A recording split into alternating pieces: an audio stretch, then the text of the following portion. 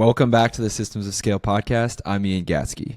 Today, I'm joined by Marc Mawhinney, founder of the Natural Born Coaches platform.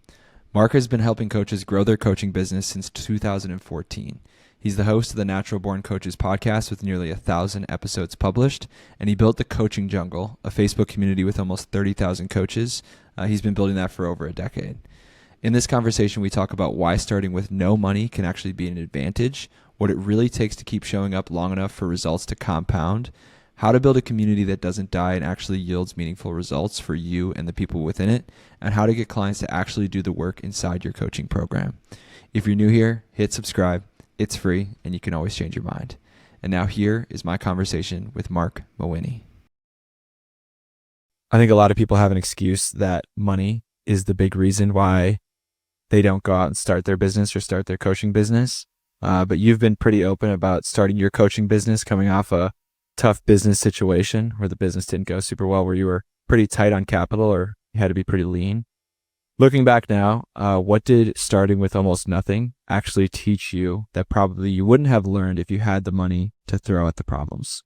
Quick backstory is I built up a real estate business here in Canada, and it grew quite large. I had about 100 agents and employees, and I'd say it was hockey stick growth, going great until bang, everything collapsed. So flash forward to 2014 when I got started in the coaching world. I didn't have the advantages with real estate. One of the reasons that it grew so fast is I was able to invest the revenues coming in into more and more marketing to keep it growing. In 2014, I'm thinking, man, it wasn't even a shoestring budget. It was a dental floss budget, right? So I thought, oh, this sucks because I would love to hire help for this and get someone for that and so on.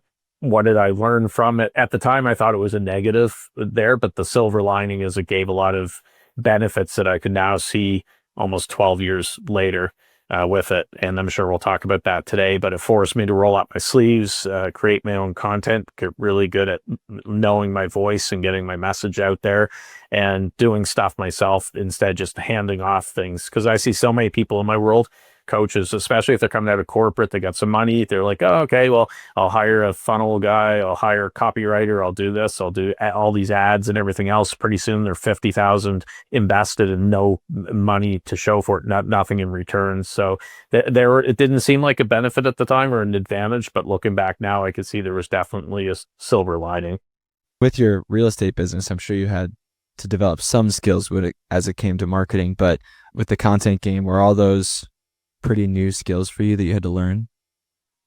So it was a stone age when I was selling real estate because I got started in around 2000. So it was a little different than social media wasn't even around. I did a ton of marketing, but was in real estate was old school. It was radio ads, flyers or postcards to the neighborhood, and all this other stuff. What it really taught me was discipline, showing up every day, doing the work that you have to do. And I find that so many people, unfortunately, in the coaching world, the online space, don't really have that discipline or that patience to put the work in and wait for the results to come.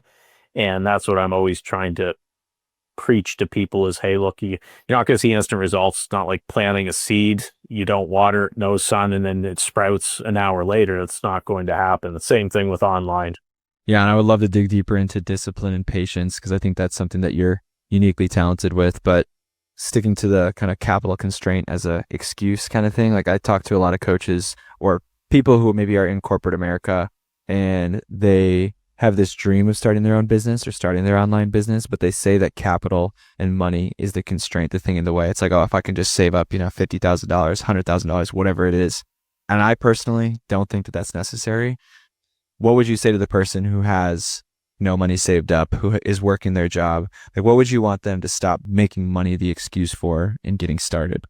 A lot of those people are using the lack of extra capital as an excuse to hold off taking action. Because especially in the online space, when suddenly your name, your message, your offers are out there in front of 8 billion people in the world, it can be a little bit scary if you're used to operating in a small local sandbox, and rejection doesn't feel good. You get trolls, haters, stuff like that. So it's much easier to, oh, well, I'll do it next year when I've got some money saved. And I would recommend that you jump in sooner rather than later. Now, that being said, there's always going to be minor expenses because, as you know, with as being a podcaster, everything else, you've got if you're doing podcasts, hosting fees. If you've got email lists, there's a little bit of money there for your email provider and website stuff. So I'm not going to say it's $0, but it's very little. The podcasting space is a good example. I've heard horror stories of people saving up and then they finally have enough money to throw 5K into this real kick-ass studio. And it's almost like Jay-Z and Beyonce are like recording in there, and the fancy soundboards and all this other stuff. You don't need that as long as you've got a computer. I mean, a good microphone helps, obviously, but you don't need $5,000 worth of equipment with it. They may not realize it, but subconsciously, I do think that's a defense mechanism that keeps them from taking action, because action equals potential failure, rejection, etc.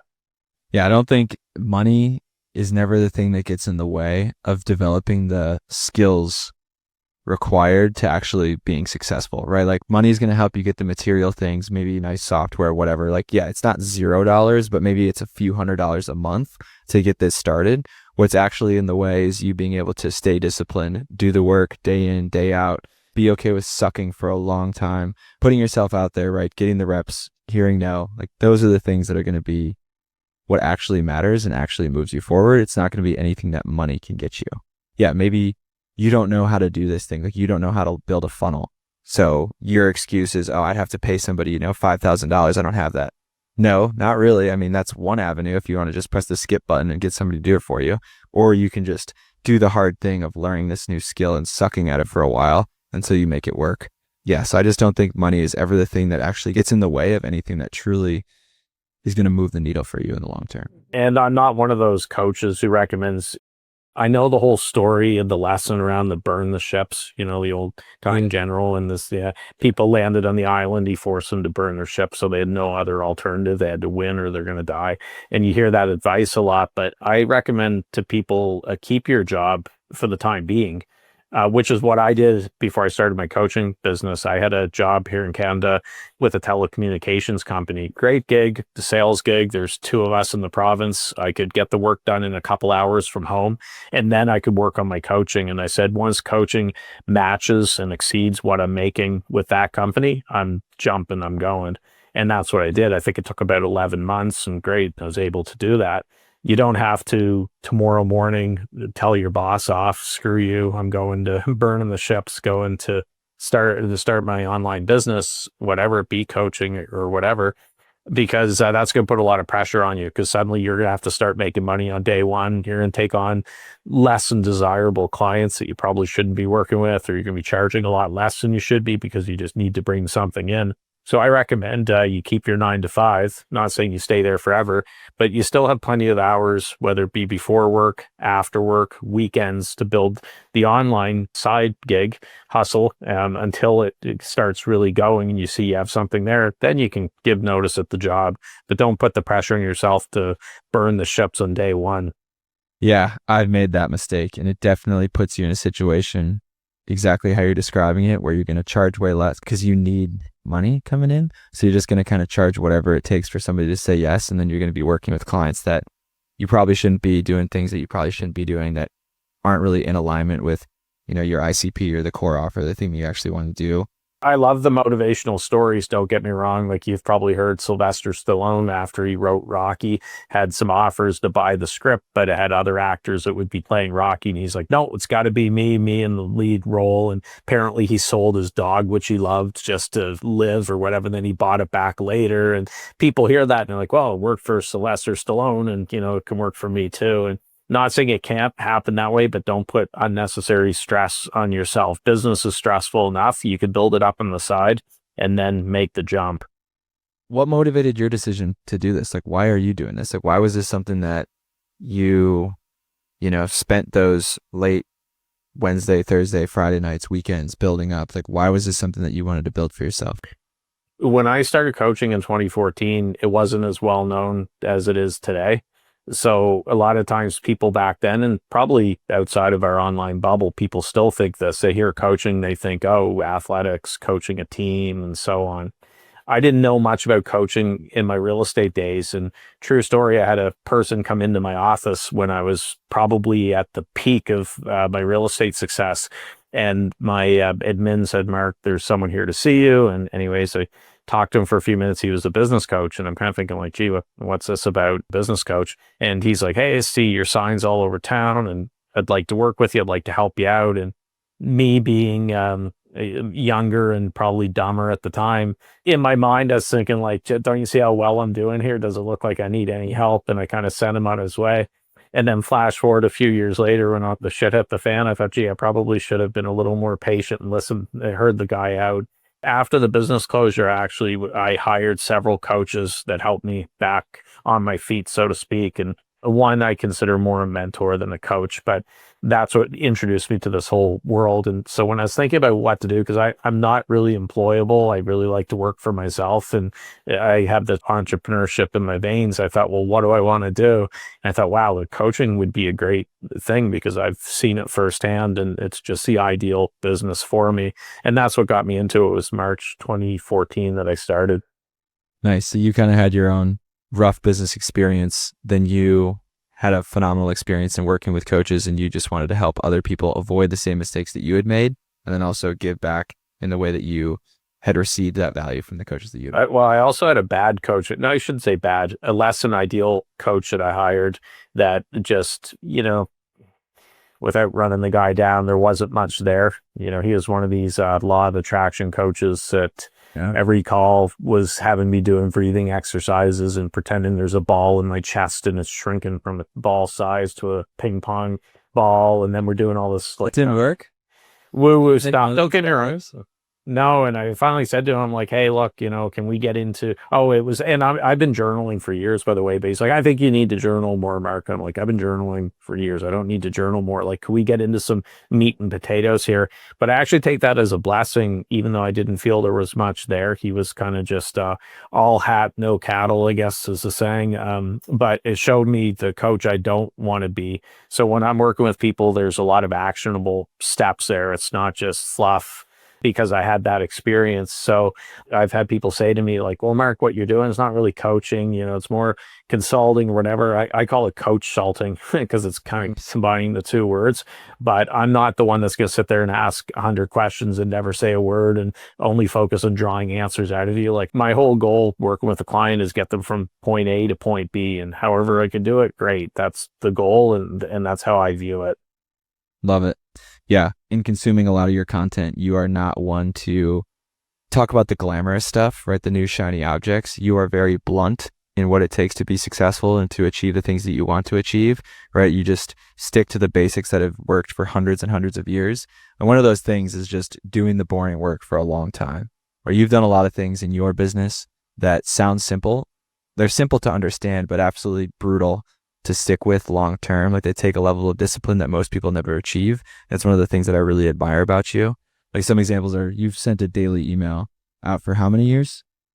Well, full disclosure, I recently changed that. I started April 2016. I sent daily emails until December last month. I made a change for a couple different reasons. Now, sometimes I will do daily emails. I just completed a JV webinar where I sent 10 straight days and so on. Some weeks it could be 3 times a week, and there's a whole other episode I could do on it. What I was finding was there's only so many hours of the day, right? Yeah. I'm a admitted workaholic. I could work 24/7 and I could justify it to myself, but I'm thinking there's some changes I want to make coming into 2026. I want to get my book written out into the world and so on.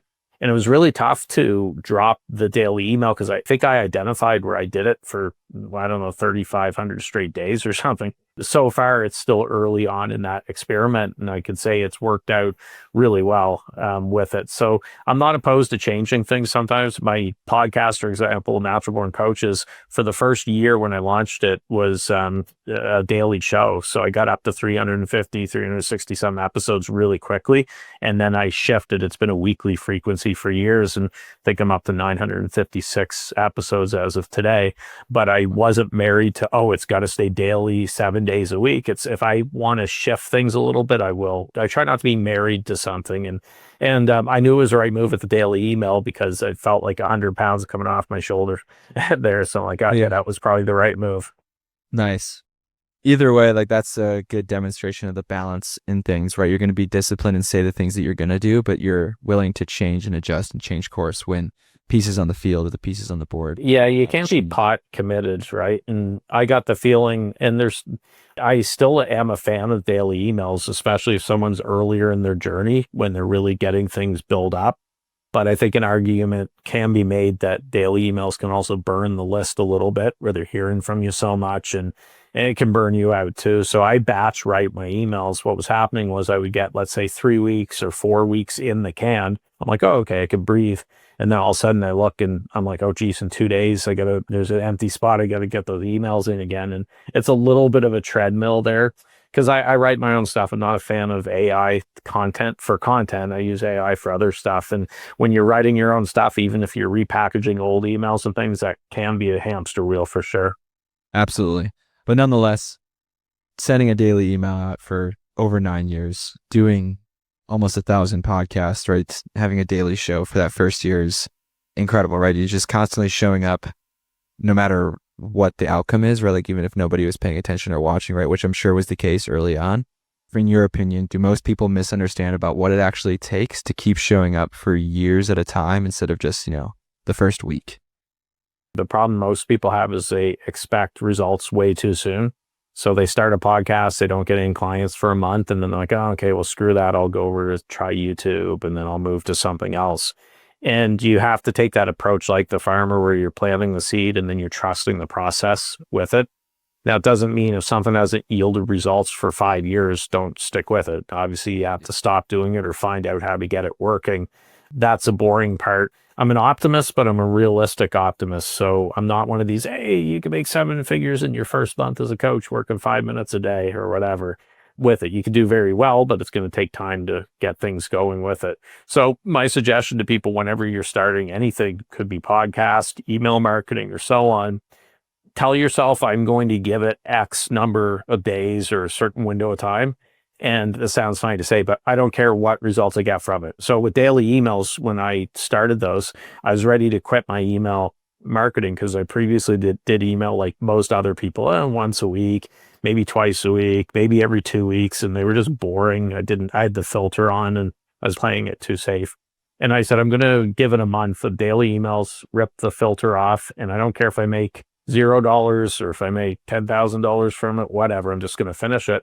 And what happened after the first month was, I can't say that I made $1 million, but I started to see encouraging signs, like getting more replies from subscribers, which I didn't get before.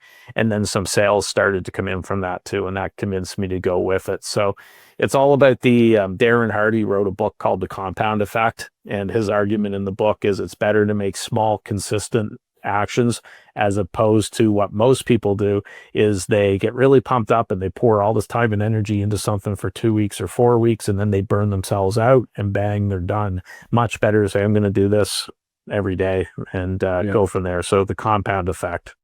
Get Big Mo working for you. Yeah. And it adds up. So if you had told me back when I launched my show, November 17th, 2014, that, oh, I'm going to be up close to 1,000 podcasts, I'd probably be a little bit freaked out. Like, oh my God, that seems like such a long journey. So that whole journey of 1,000 miles starts with a single step. I put one foot forward, then another foot forward, then another, and so on. And it really adds up without you even noticing it through the passage of time. But don't freak yourself out with it or put too much pressure on yourself. Just, hey, show up, put the work in every day, and then you'll start to see the results compound. You mentioned that with your email, you weren't having success. One of the reasons being that you had the filter on. What does ripping the filter off look like? When it comes to email, I find that people are playing way too safe. And I see this especially with coaches, online entrepreneurs who come from a corporate background, because they're used to, oh, gee, I got to worry about HR or every word being parsed. And I've seen this from clients. And I say, have fun with it. Yes, you're going to get people unsubscribing. That's impossible to not have that happen. You're going to get some people who are upset with certain subject lines. For example, I've sent emails out before that I've had people send just nasty replies back, and I don't really get it. This is a story I saw on Facebook in one of the Facebook groups I'm in yesterday. A guy said, I sent an email out to my list today and I want to have a really interesting subject line to get people to click on it and hear about my webinar. So the subject line he chose was something like, your 2025 Pornhub year in review. I would have found it hilarious if I was on that list because I like kind of unique marketing out of the box thinking. But he was sharing like some of the screenshots of people like, this is gross, this is disgusting, unsubscribe me. It's really weird with people. They, instead of taking half a second to click unsubscribe, they take like 10 minutes to write a diatribe reply, please unsubscribe me. I said that to him on the post. I would have laughed as that was a funny way. Ben Settle, I've learned a lot about email from him. He had one email subject line that said, I was thinking of you in the shower. And the point of the email was he was thinking of his marketplace when he was getting in the shower, like different solutions and stuff like that. And then he was sharing people, subscribers, you pig, and don't think of me in the shower, blah, blah, blah. The one that I got flack on was, you've probably heard there's that saying, there's more than one way to skin a cat, which is a pretty common saying to say just you could do it many different ways. And I was talking about how to build your coaching business. And I had a woman who's clearly big into animal rights who had a reply and gave a big long thing why I shouldn't say. Thought it was pretty evident that when I said there's more than one way to skin a cat, I was referring to building a coaching business, not literally.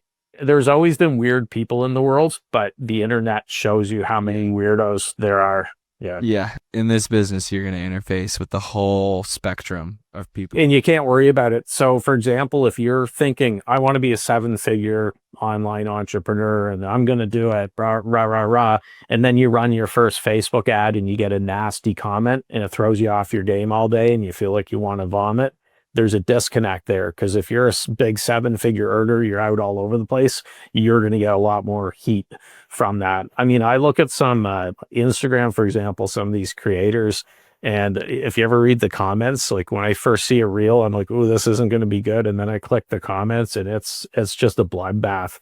I don't know how some of them keep doing it. Kudos to them for doing it, but you got to have a thick skin if you're in the online game. Yeah, it's a part of it, and you have to be comfortable with yourself, right? It starts with that. Like if you have any kind of like insecurity, not that your insecurity is going to completely go away, but you have to be comfortable with yourself because you're going to put yourself out there, and that's hard enough, right? Like recording a video, sucking, right? It not being great, putting it out there takes a level of confidence and comfortability with yourself. But anytime you put yourself out there, billions of people that are potentially going to come and see this, and not everybody's very nice. So the best way to handle it, and this goes back to something Ben Settle taught me, was he calls them the trolls, his unpaid marketing interns. So he will take whatever they hit reply, send him an email on or whatever, and he turns it into content. Got this email yesterday from some neckbeard living in his mom's basement eating Cheetos on his computer. He'll say something like that. He's very, he gives it back to him, and then he'll show what they said, and then he'll turn it into something else, and he'll turn it into a sale. So he did one where I remember it was on Twitter years ago. It was getting troll popped up. It was some has-been hip-hop artist that people knew about in the 90s, but hasn't done much since then. And he was calling Ben a white supremacist, even though Ben's wife, I believe, is Hispanic. She's not Caucasian. And so anyways, what Ben did was, instead of getting into the mud with the guy and his followers that he has left, he turned it into a sale that weekend, and he used the guy's name as the promo code. So you can get this program, you get this much off, use the program code that. And I remember he made $30K from that sale. So he flipped it around on the person and turned those attacks into money, which is a pretty smart way to do it. What you don't want to do is get into fighting with people in the comments and everything. I think it's important to answer your supporters, but your supporters will defend you in the comments. So I ran into this last week. I posted a political post. It's up to 4,000 and some likes, I think 4,500 likes. It's up to almost 1,000 shares. I've got strangers all over the world messaging me about it, pro and con, and call me names or saying great post or whatever. What I noticed in the comments, the people who agree with me are swarming them. And that is one thing you got to be careful with. I know it's great for engagement, those kind of numbers, versus sometimes you'll craft a business post that's beautiful, helps a lot of people, you get 10 likes and 2 comments, but you're playing a little bit with fire too with politics because it is so nasty nowadays. It can eat up 24/7, all your attention, all your time. Yeah, it is Pandora's box. With the social media game, polarization is always a path to getting big numbers. And I don't know if there's anything more polarizing than politics, But yeah, steering clear from And everything's politics now.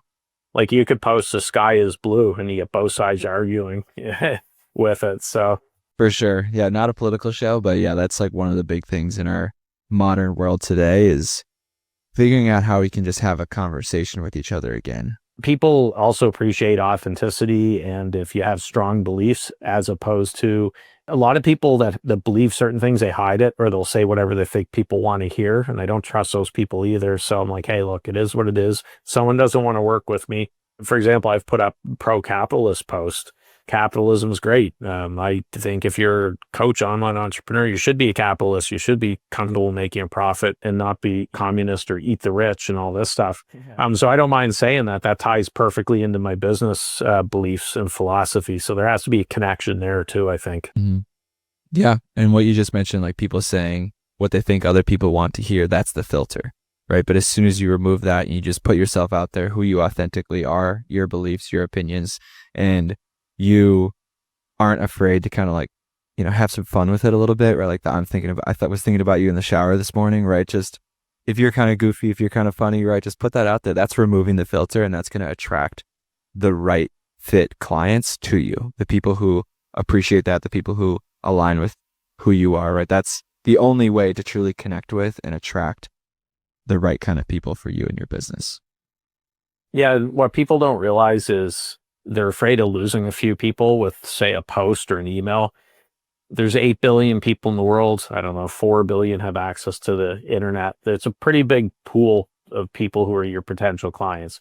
So if Jerry, who sat next to you in grade 10 math and you haven't talked to since, got ticked off about your content, it's probably not going to make or break it for you at the end of the day. Yeah, not at all. It feels like the end of the world in some moments when you do get that hateful. But again, that just kind of goes back to what we started with, just like being comfortable with yourself, being okay with putting yourself out there and others disagreeing with it and maybe, saying something nasty, but you're going to lose a few people to attract the right people who are going to lead to, that's the only way to really have enduring success in any business is to have the right fit clients. Like you talked about, if you start your business in a situation where you don't have the financial runway to kind of survive and be able to say no to the wrong people.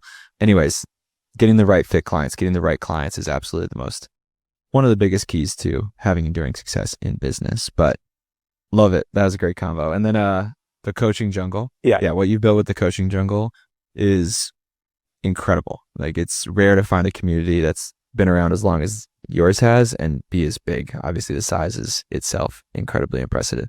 But anyways, most online communities start with energy and then quietly fade out. Like people, again, they start with this big momentum, then everything kind of falls apart. They stop showing up. Yours did not. The coaching jungle didn't just grow. It has remained active and relevant for a long time. So why do you think so many communities fail? And what did you do differently to keep the coaching jungle alive and have it endure for as long as it has? Yeah, so the coaching jungle, I started in the fall of 2015. So we're up over a decade now. We're at almost 30,000 coaches. It's a Facebook group, by the way. If anyone wants to check it out, it's .coachingjungle.com. We always want good people in there. This goes back to the compound effect, started the group, got the first couple hundred people in fairly quickly, where I'd been around for a little bit with the podcast and with another group I had, which I closed down to focus on the jungle. Yeah, just showing up, encouraging conversations, having fun, with the coaching jungle. It's very clear who it's for. It's not a group for dentists or for accountants or whatever. The coaching jungle is pretty clear, but the way I approach community, especially with the coaching jungle, is it wasn't, oh, this is the Marc show. Only Marc can post, only Marc can talk. I have some really good people in there who are smart. So if they're asking a question about webinars, I have 4 or 5 good webinar people in there I could tag in. If someone's writing a book, I have book writing coaches I know. So I encourage people to communicate. And it's not like a lot of communities where the owner kind of views it as a kid where they get control of all the toys and no other kids can play with any toys. It's like, no, it doesn't work that way. So we have a VIP perk in there, which allows those VIPs to promote. We've got, I do joint ventures a lot and so on. I show up every day, post a couple times a day in there. And I find this is a theme of this show, is that patience is a virtue and discipline. A lot of people start a community, they don't get clients in that first month, and then, well, this isn't working, so let me go chase the next bright, shiny object instead of sticking with it. There's so many dormant Facebook groups. I have no clue how many, but there's hundreds of millions of Facebook groups. So I'd have to say there's hundreds of millions of just inactive ones that are kind of sitting there. If not dead, they're on life support. I'm sure this is something that you've learned. Actually, I guarantee it is because you've demonstrated it, but you can be successful with literally any strategy that you pick as it relates to generating leads, getting clients, as it relates to, the offer that you're going to sell, whatever. Like any strategy, you can be successful doing it if you just stay with it long enough, right? Like you chose podcasting and building this community, building this coaching group, and you just stuck, and daily emails, right? You just stuck with it. Like you could have chose cold outreach, cold calling, anything, any other strategy, and you would have been successful because you had the patience and discipline to stick with it for long enough to learn, to suck at it for a long time, and then learn, get better until you could first see the results. What I always call it is focusing on your 3 pillars, and you nailed the 3 that I have are podcasting. So it's my show, Natural Born Coaches, but also going out on other shows like we're doing now. So there's podcasting, there's community, which is a Facebook group. But if your people aren't on Facebook, they're somewhere else, go where they're at. And then email marketing. And it doesn't mean I'm not doing other things. Yes, I'm on LinkedIn. I post there every day and I do other stuff, but 90% is focused on those 3 pillars. Someone watching might think, well, I like podcasting and I could build a community, but I hate email. The thought of writing an email makes me want to throw up. Well, okay, maybe you say I'm going to swap in YouTube in there. The main reason I focus on those 3 pillars is there's so many different options. Like you said, you've got 187 different ways you can build your business. There's no way that you can have enough time and energy to focus on all 187. So you really need to narrow down, see what you enjoy doing, because if you don't enjoy doing it, you're not going to stick with it consistently. And obviously it has to work. So if you're not generating results after a long enough runway, pivot to find a way to get results with that pillar, or change the pillar, swap something else in there. I mean, I'm sure there is some strategy that just purely does not align with the audience you're going after, the offer that you have. But I am pretty optimistic myself, but I think that any strategy can work. Like if you are doing something for 5 years and it didn't work, you did something wrong in those 5 years where you're just not iterating, you're not learning, you're not intentionally taking the time to step back, look at what worked, what didn't, and then changing and adjusting throughout 5 years. Like I think if you stick with anything for 5 years consistently, you're going to get incredibly good at it and it should work for you. But maybe there are some situations where that strategy just purely, like, newspaper ads, like that's probably not going to be targeting like or let's say MySpace. If you're like, hey, I'm going to hop on the MySpace, I don't know if it's even around, but the MySpace train, okay, that's probably not the best bet. Yeah. Clubhouse, I don't know if you ever experimented with that. Everyone was telling me in 2021, you got to get on Clubhouse. You're finished if you're not on Clubhouse. And I'm like, no, I don't. Again, the 3 pillars I'm very protective of.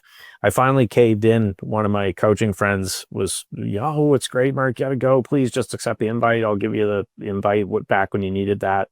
And so I did it. And within 10 minutes, I'm like, yes, this isn't my place. And I never went back to it.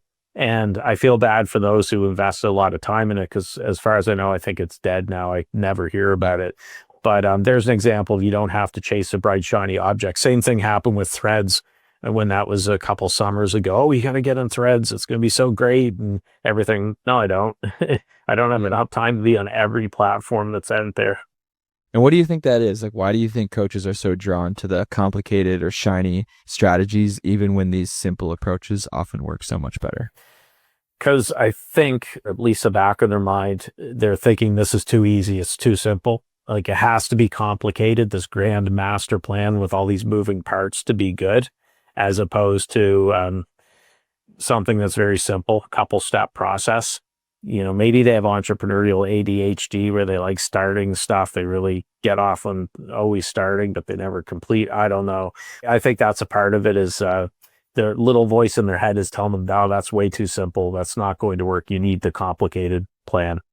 And it also, the people that are selling the complicated strategy, the idea, make it sound like it's going to make everything so easy. Like, with email marketing, podcast, building a community, you don't sugarcoat it. It's going to be something that you have to do for years, right? You have to do it for years to really get that compound effect to take place and to have the result that you're looking for. It will work if you do it for years. It's a lot like real estate, right? Like real estate is the most guaranteed way to become a millionaire in 20 years, right? Like it's just, you have to do it for 20 years. You have to be patient. It's the same thing with email marketing, podcasting, building a community. It's just, it will work. You just have to do it for years at a time. And I think people see these shiny objects like, oh, getting an AI agent that'll auto DM, like all these different people. Like that's kind of the big thing today or whatever. Right? They make it sound like it's going to be a skip button where they can kind of escape that pain. But unfortunately, there's just no way around it. Like it's just not going to happen. Yeah, I'm kind of jaded with the online space because I've seen a lot of BS and just crap. I started to see people promoting like make 7 figures on Threads, these courses, and I'm like, it's brand new, it's a day old, and now you're doing this. So come on, no shame, just make 7 figures of Threads. Or with COVID, a lot of people jumped into it. So unfortunately, a lot of bad apples. And what I'm seeing out there, and from talking with other people who have offers for coaches, is what's happened now is there's which I think is good in a lot of ways, that consumers have their backs up. They're very skeptical. There's definitely a trust deficit, and that's good for the people who have good stuff. But the way I liken it is if someone's in a series of bad relationships and then you start dating them now, they bring all the baggage from the past ones, and you'd have to say, look, I know all your exes cheated on you, or they beat you, or they did this, they did that. I'm not going to do that. So I've had people, Mark, I'd love to take my main program is my natural born coach program. I'd love to jump in now. It's just, I can't because I spent $10,000 earlier this year on something that was just garbage. And I'm trying to bounce back from that. And I'm like, okay, that's fine. But that's what we're seeing in the market space now, and it's definitely changed things versus 10 years ago. Yeah, it is a huge opportunity for the people out there who have a quality program, who do get people results, to just stand out and differentiate. Like literally it's just like any other kind of business, whether it's a brick and mortar business, it's a typical done for you service business, like whatever it is, like you have to do the things you say you're going to do. But I think in the online space, that bar of being a high quality program or high quality business is a little bit lower than some of these more established industries. But I think those bad apples out there definitely have scarred a lot of people from it. But the main principles still apply. Like if you just do a good job and you do the things you say you're going to do, and you deliver the transformation that your program promises, you're going to be successful. What we're going to see in the not too distant future is AI clones showing up for the coaching sessions, or say, here, if you invited me onto your podcast and it's the AI Mark, and I'm out, whatever, at the mall, picking up stuff, doing some run around, I'll let AI Mark handle the interview, which is kind of depressing. For me as a coach, it would feel weird to say, I'm going to just send my AI clone to this coaching session and I'm going to head to the beach. So you need that contact, I think, with a person. And I know that the AI people who are all in on it would disagree, but I do think there has to be some sort of human connection there. It just doesn't work.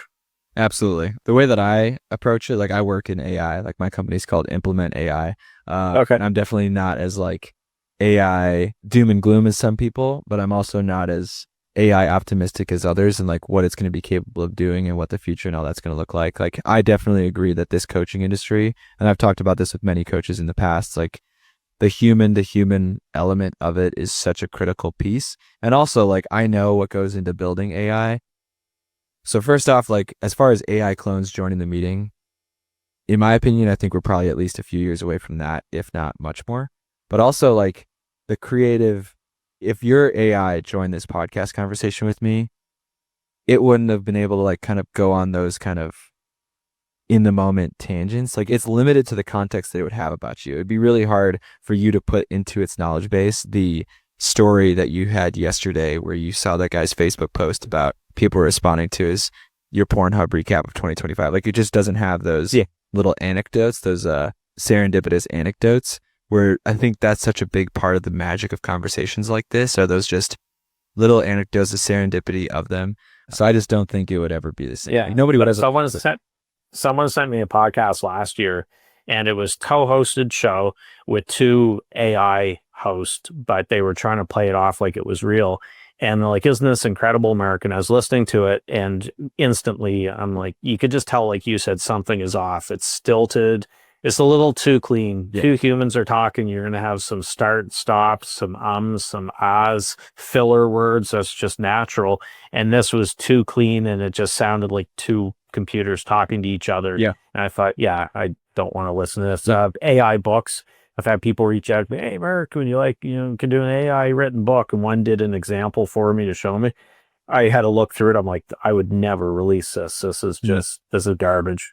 Yeah, that's just not the way. I just don't think that AI generated content, like, okay, great. Yeah, the videos, the images, I think that stuff is incredible. Like coming from having the marketing agency, the video production agency, it's kind of like one of the reasons why I kind of stepped away from that business is because I do see AI coming in and playing a pretty big role in, at least in like the marketing, like the ad creative of images and video.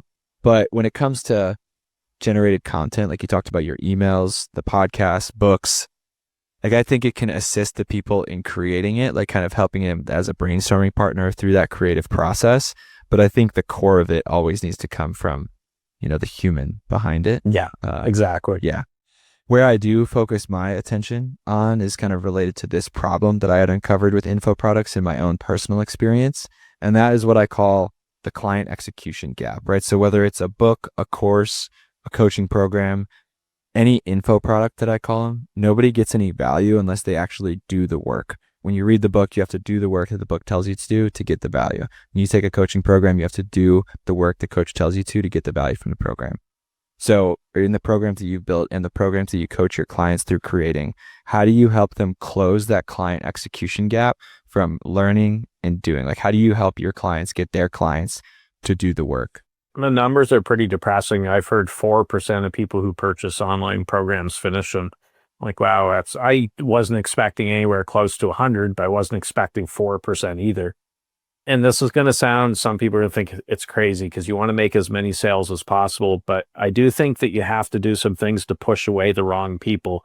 And the problem is coaches, online entrepreneurs, their criteria is if someone can fog a mirror or they have a pulse. Yeah. So I work in with the email marketing, the social media I do, sales pages, certain things to push away people I don't want in there. So I mentioned earlier how I'm not a get rich quick guy. So I might say some things there that, hey, you're going to have to roll up your sleeves and do some work here. Results are not guaranteed, stuff like that.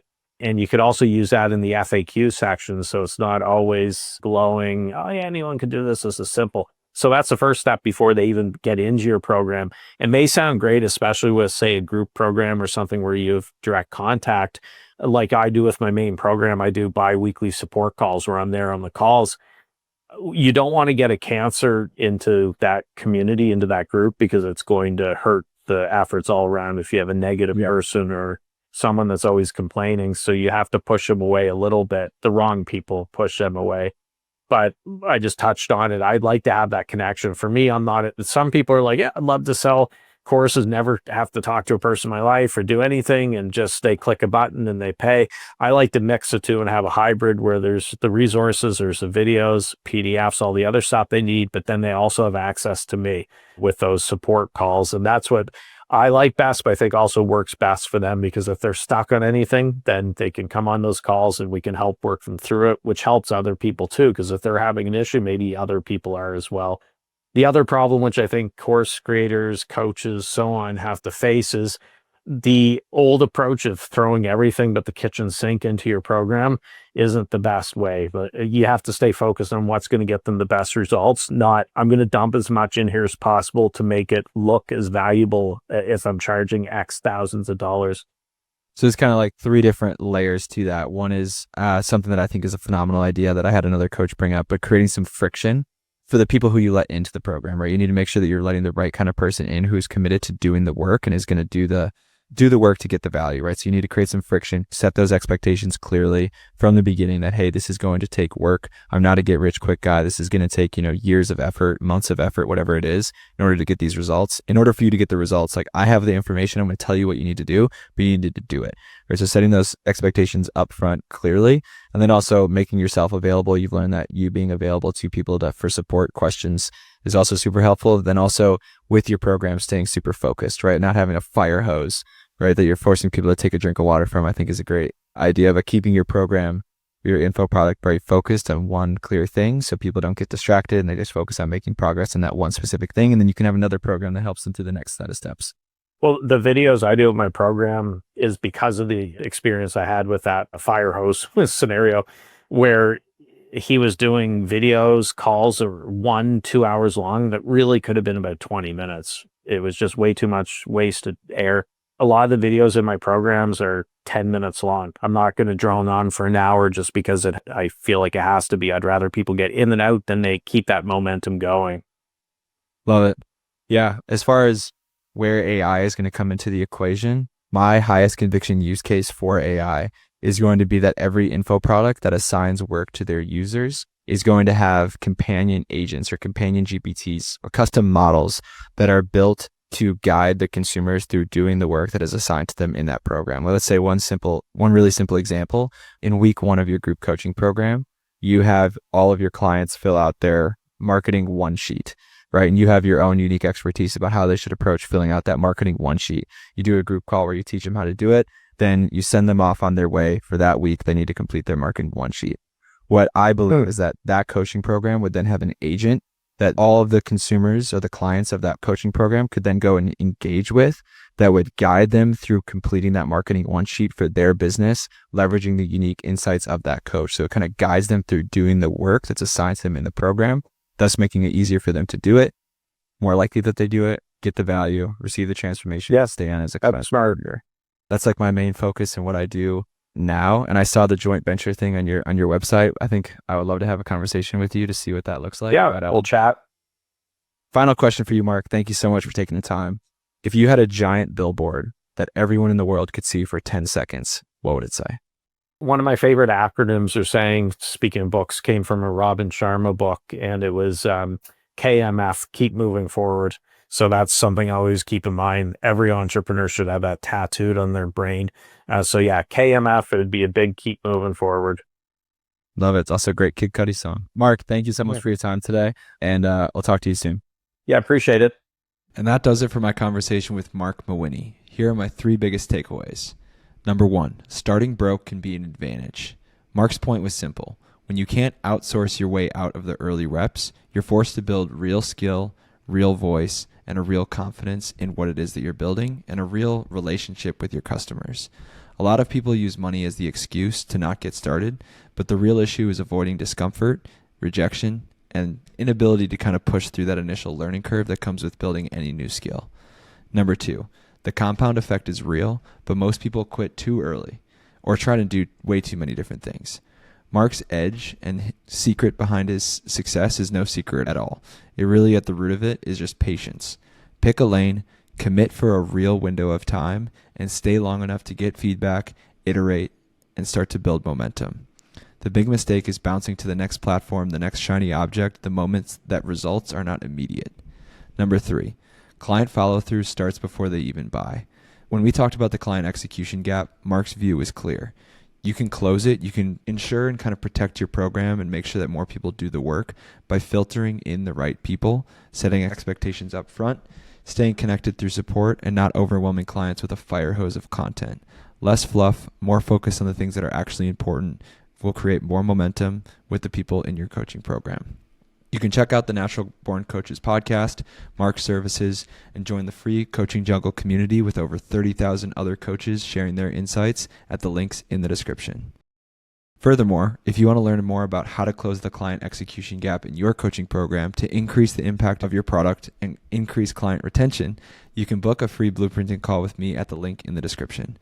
During this call, we'll map out all of the use cases for companion GPTs within your program and set you up with all the tools you need to build them for yourself, again, completely free. Thanks for listening, and I'll see you in the next episode.